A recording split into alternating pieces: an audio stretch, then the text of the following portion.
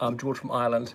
So, in this video, I want to talk about what Trump's been saying recently, how the erstwhile President Donald John Trump may have completely ruined his chances of winning back the presidency in 2024. I thought it was unlikely he'd win it back. I was giving him something like a 20% chance. At the moment, it's dipped a bit lower. Of course, there's almost 3 years to go. It could raise yet. But he's actually said something sensible. And what a rich irony it is that when finally Trump comes up with a logical viewpoint, that could redound to his disadvantage. He may have really shot himself in the foot by actually being rational for once in his life. Because at public rallies, he said that he's had vaccinations and a booster, and he has warmly recommended it to his followers. And he's been aggressively booed by the Trump mob because they can't take it when their irrationalist finally makes sense, finally says, yeah, science is real, it works, medical science. And bear in mind, a lot of these people followed him, even though he boasted that coming up with the vaccine was his accomplishment. And it's true, it was under his presidency, but I would think that Trump had little or nothing to do with it. I mean, this is the man who told us that coronavirus was a hoax, didn't exist, it was a whole lie, who didn't want a national lockdown, who did, he wanted it lifted, he was flip-flopping, couldn't make his mind up. This from the guy who told people to inject bleach into themselves, something that's certain to kill. Wow. And these people stuck with him through that. So despite him bragging that that was his accomplishment, vaccines, and most of these people are anti-vaxxers, they still stuck with him. But the moment he simply suggested people get vaccinated, that was too much for them. Now, Alex Jones, the guy of InfoWars, that Texan shock jock who vociferated in favor of Trump, he has been really aggrieved that Trump has endorsed vaccines. So Alex Jones is really unhinged at the best of times, but he's got an absolute lunatic rant this time, turning against Trump. He regards Trump as a traitor to the cause. So Alex Jones is significant because, Trump got 47% of the vote last time, and Alex Jones himself could easily be worth 1 percentage point. And that's a lot. Bear in mind, Hillary Clinton getting 2 percentage points more than Trump, she lost, but it all came down to 80,000 votes in 3 swing states out of over 200 million votes cast. Someone who's worth 100,000 votes, that could make the critical difference, but they'd have to be strategically concentrated in marginal states. But Alex Jones alone, I would think, is worth a few 100,000. He's never going to endorse the Democrats. I don't think Jones's listeners are going to vote for the Democrats in any serious numbers, but they might well not vote at all, or vote for a very minor candidate like a Reform Party candidate or a Libertarian candidate. Marjorie Taylor Greene, because of her anti-vax fallacies that she's been publishing on Twitter, dangerous, deadly fallacies. She's jeopardized the lives of her many followers. She's been banned from Twitter permanently. So cutting off the oxygen of publicity to these people is good news. And they're obviously pumping out toxic disinformation. I suppose they actually believe it. Maybe some of them are that divorced from reality. So Trump may well be yesterday's man. And remember, in order to win next time, he needs every single person who voted for him last time, plus a few more.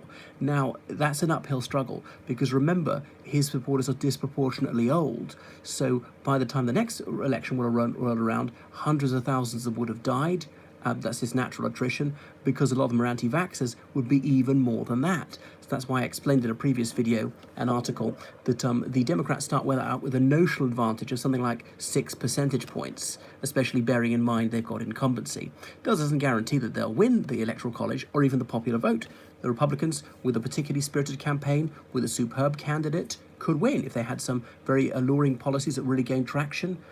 They could win. If the Democrats run a leaden-footed campaign, if they become obsessed with far-left nonsense, yeah, they could ruin it for themselves. And the Democrats are quite capable of doing that, as they've proved a number of times. They're often their own worst enemies. So the Democrats do not have this in the bag. It's not guaranteed, but it is the way to bet that the Democrats will win. Certainly the electoral vote, the popular vote, likely the electoral vote. So Trump may be yesterday's man. Is it dull, even for a lot of his supporters, unless they're the real fanatical ones? Has he oversaturated the airwaves? If you're getting too much Trump, there's just the law of diminishing returns. You eventually find it tedious. It's too humdrum. He's harped on the usual themes too many times. He's even getting bored of himself. Conversely, maybe I'm wrong. Maybe he's got to keep himself in the headlines, keep his name alive, otherwise he'll be no longer relevant. I suspect that Trump fatigue will set in. There'll be a bit of apathy because he's lost the popular vote twice. He's certainly lost the Electoral College once. So, I mean, I don't think with the best will in the world he would get as much as 47% next time, if indeed he gets the nomination. At the moment, it looks like he will get the nomination, or indeed 46% of the vote as he did in 2016. A little bit less than that. Remember, 43% of voters are whites without a degree, and that's very close to the figure that Trump got of voters. Obviously, not all whites without a degree voted for him. Some people vote for him are neither white or non-degree holders. But as the percentage of whites is falling, the percentage of those without a degree is also falling. That would tend to look bad for Donald J. Trump, as people are drifting away from church going just a little bit. Yeah, I think that so a few million Trumpists will have died, and of the junior generation who of coming to voting age, rather few of them are Trumpists. People who will have turned 18 by the time of the next election, they'll break heavily towards the Democrats. Something like 30% Republican inclined, about 70% Democrat inclined. That's ruling out the minor parties and of course those who don't vote at all. Bearing on the Greens do well amongst the very young. So, I mean, Trump has smelt blood, which is why he's keeping alive the notion that he's seeking the nomination. Might well see how it plays out, because, of course, Biden is wounded. His approval rating took a hit when he enacted a popular policy of withdrawing from Afghanistan. Trump's policy, indeed. But the economy's going reasonably well. There was a big infrastructure bill passed. A lot of stimulus money was given to all sorts of people, but that still hasn't earned the approval of very many Americans. So the Grand Old Party's strategy appears to be to using cultural wedge issues, talking about, the Democrats are so fixated with transgender people who are a minuscule proportion of the population, or just microscopically small. Isn't it bad that the Confederate statues have been removed? Although that's not by the federal government. Now, possibly some military bases, which are named after Confederate generals, they might be renamed. Fair enough. Why would the United States name a military base after one of its enemies? Offered a traitor to the United States, someone who joined the US Army, who'd voluntarily taken an oath of loyalty to the US Army and then broken it. So no other country would name their military base after a mutineer. So the Black Lives Movement, now this worries some of the more conservative whites, maybe even middle-of-the-road white opinion. If you look at the very radical end of BLM, that will put off the average white. So the GOP will try and pretend that reasonable concerns about police murdering black people and the police getting away scot-free, that is extremism. And any act of violence by any BLMer, they'll try and tar them all with the same brush, that they're all guilty of that, say that BLM is a terrorist movement, and that will have some traction amongst middle-of-the-road white opinion. So notice the Republican Party is not going to focus on bread and butter issues so much. Okay, we'll have tax cuts for billionaires, but that's not going to help the average American, although that'll fool some people, think, it'll percolate down, trickle-down economics. Well, that very seldom works. That's been proven comprehensively. So Biden is not even trying an affordable health care. He did it before when he was vice president, and it was unpicked by the Republicans, even though that was actually quite popular, the Affordable Care and Patient Protection Act. Because, of course, the Democrats have got a thin majority in the House of Representatives and really only a majority in the Senate because of the vice president, Kamala Harris. So, Biden appears to be feeble, I suppose, because he did the right thing in pulling out of Afghanistan. And no Republicans so far have advocated going back in. So if it was wrong to withdraw, then you would have to go back in. Okay, fair enough. You could say it was wrong to withdraw, but the decision having been made, we have to live with it. It'd be even worse to go back in.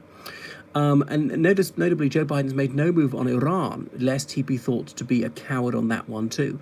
Although if he brought back the Iran deal, made that live again, reduce tensions in the Middle East, be able to withdraw more troops in the Middle East, oil prices, gas prices go down, that would hit the Russian economy. Sanctions on Russia would be less of a problem.